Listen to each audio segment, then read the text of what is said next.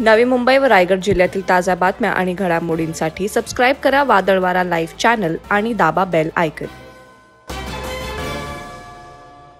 आधी रहस्यमयरित्या उरणमधील यशश्री शिंदे ही 22 वर्षीय तरुणी गायब झाली। त्यानंतर काही तासांनी तिचा छिन्न विछिन्न अवस्थेत मृतदेह सापडला। त्यानंतर 3 दिवसांनी सीसीटीव्ही फुटेजमध्ये ती दिसते। तिचा पाठलाग करणारा एक अज्ञातही दिसतो। त्यानंतर यशश्री शिंदे हत्याकांडाचं सत्य समोर आलं, जे ऐकून समस्त महाराष्ट्र हैराण झाला। खासगी कंपनीत डेटा एंट्री ऑपरेटर म्हणून काम करणारी यशश्री 25 जुलैला घराबाहेर पडली, ती पुन्हा परतलीच नाही। त्यानंतर पोलीस तपासात निर्जन स्थळी तिचा मृतदेह सापडतो। मृतदेहाची अवस्था बिकट, चेहऱ्यावर आणि प्रायव्हेट पार्टवर जखमा, शरीरावर चाकूने हल्ला केल्याच्या खुणाही आढळल्या। घरच्यांच्या संशयावरून आरोपीचे दाऊद शेख हे नाव पुढे आलं। सीसीटीव्ही फुटेजमध्ये मुलीचा पाठलाग करणारा दाऊद शेखच होता हे निष्पन्न झालं। यशश्री 17 वर्षांची असताना लैंगिक शोषणाच्या आरोपाखाली शिंदे कुटुंबियांनी दाऊद विरोधात तक्रार देऊन त्याला जेलमध्ये पाठवलं। दाऊद जेलमधून परतताच तो पुन्हा यशश्रीच्या संपर्कात आला। आता दाऊद त्याच्या हिशोबानं या नात्याला पुढे घेऊन जाणार होता। दाऊदला यशश्रीला घेऊन बंगळुरूला जायचं होतं, परंतु यशश्री त्यासाठी तयार नव्हती। दाऊद यशश्रीवर त्यासाठी दबाव टाकत तिला ब्लॅकमेल करत होता। दाऊद जवळ यशश्रीचे काही जुने प्रायव्हेट फोटो होते, जे फोटो सोशल मीडियावर टाकण्याची धमकी तो देत होता।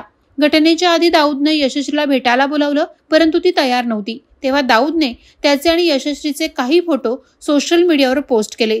दाऊदनं फोटो पोस्ट केल्यानंतर यशश्री घाबरली। तिने दाऊदला फोन करत फोटो डिलीट करण्याची विनंती केली। त्यावर जर तू मला भेटायला येत असशील तरच फोटो डिलीट करेन असं दाऊद म्हणाला।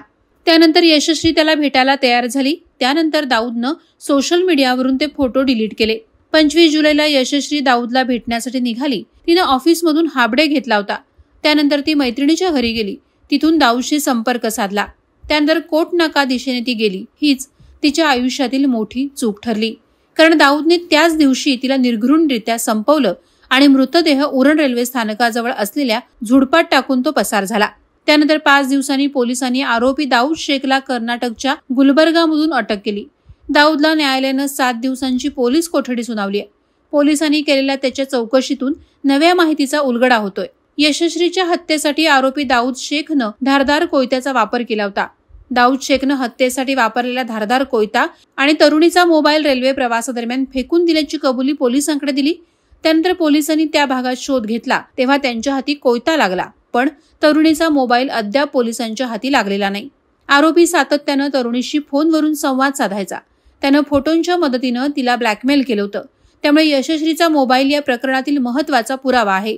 हत्या केल्यानंतर आरोपीने तिचा मोबाईल फॉर्मॅट केला असावा अशी शंका पोलिसांना आहे।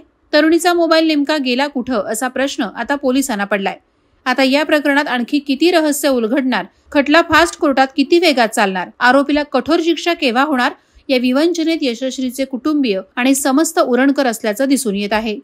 वादळवारा लाईव्हसाठी न्यूज ब्युरो, उरण। नवी मुंबई व रायगड जिल्ह्यातील ताज्या बातम्या आणि घडामोडींसाठी सबस्क्राईब करा वादळवारा लाईव्ह चॅनल आणि दाबा बेल आयकॉन।